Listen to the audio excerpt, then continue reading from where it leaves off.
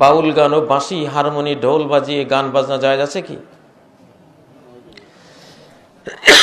নবীজি বলেছেন যে ইন্নাল্লাহা হাররামা আলাইকুম, আল্লাহ তোমাদের জন্য হারাম করেছেন। কি হারাম করেছেন? কতগুলো জিনিস। সেই হারামের মধ্যে একটা হলো বাঁশি, দোতারা, সেতারা, এগুলি। এক কথায় আল মাআজিফ। সহিহ বুখারীর হাদিসে এসেছে সায়াকুনু ফি উম্মতি কওমুন ইস্তাহিল্লুনাল হিরা ওয়াল হারিরা ওয়াল খামরা ওয়াল মাআজিফ। আমার উম্মতে কিয়ামতের আগে একদল উম্মত আসবে, আমার হেদায়েত থেকে বাইরের উম্মত, যারা চারটা বেঈমানি করবে, চারটা হারামকে, অবৈধকে বৈধ করে ইসলাম থেকে বহিষ্কৃত হবে। একটা হলো আল হেরা, এরা নারীদেরকে বিবাহ ছাড়া বৈধ মনে করবে।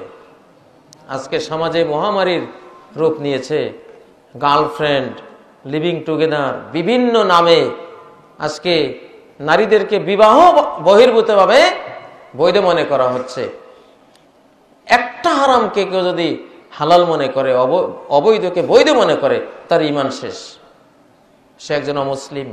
দ্বিতীয় যে হারামটাকে হালাল মনে করবে আমার উম্মতের শেষ অংশের কিছু লোকেরা, আল হারির, সিল্কের পোশাক, গুটি পোকার, ডাইরেক্ট পোকার, কৃত্রিমটা না, রেশমি পোকার যে সিল্কের পোশাক, সরাসরি পোকা থেকে যেটা পাওয়া যায়, সেটাকে অনেকে হালাল মনে করবে, সে পাঞ্জাবি গায়ে দেবে। এটা কিয়ামতের আলামত। আরেকটা হলো অল খামরা, মদ, সিগারেট। এটা একটা মদ। অনেকে সিগারেটকে বৈধ মনে করে।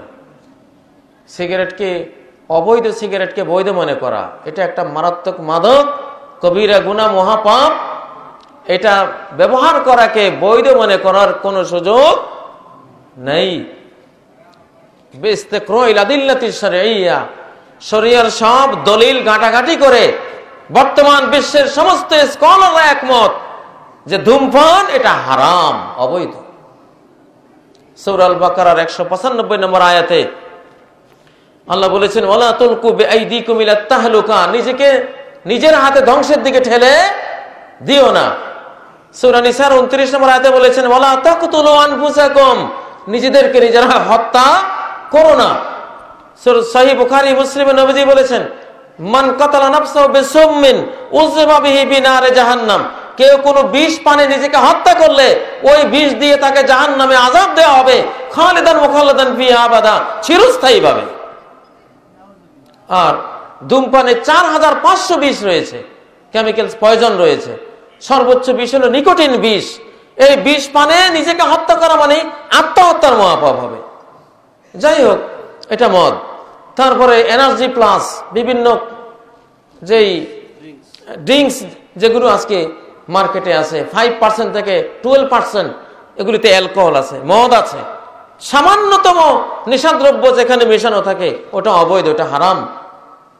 নবীজি বলেছেন ইউসাম্মুনাহা বিগাইরি ইসমিহা, কিয়ামতের আগে আস্তা মদ পান করাবে, কিন্তু মদ নাম দেবে না, নাম দেবে অন্য কিছু। যেমন আজকাল এনার্জি ড্রিঙ্ক বিভিন্ন রকমের নাম দেয়, কিন্তু মদ বলে না। সাধারণ পাবলিকের মধ্যে বলে ভিজা, কেউ বলে ডাল, কেউ মদের ভিজা ভিজা ভিজা খাই, কেউ ডাল খায়, নাউযুবিল্লাহি মিন যালিক। ওয়াল মাআজিফ, 4 নম্বর হলো উম্মতের শেষাংশ যে চারটা হারামকে হালাল ভাববে। 4 নম্বর হলো ওয়াল মাআজিফ, বাদ্যযন্ত্র, বাঁশি, হারমোনি, ঢোল, দোতারা, সেতারা, এগুলি। সূরা লুকমানের 6 নম্বর আয়াতে এসব দোতারা সেতারা ওয়ালাদেরকে বলা হয়েছে ফালাহুম আযাব ফাবাশশিরহু বিআযাবিন মুহিন, তাকে লাঞ্ছনাকর শাস্তির, জাহান্নামের আযাবের সুসংবাদ দান করো যারা এগুলি বাজাবে। নাউযুবিল্লাহি মিন যালিক। ছেলেদের মাথার চুল পিছনে বড় করে রাখা যাবে কিনা?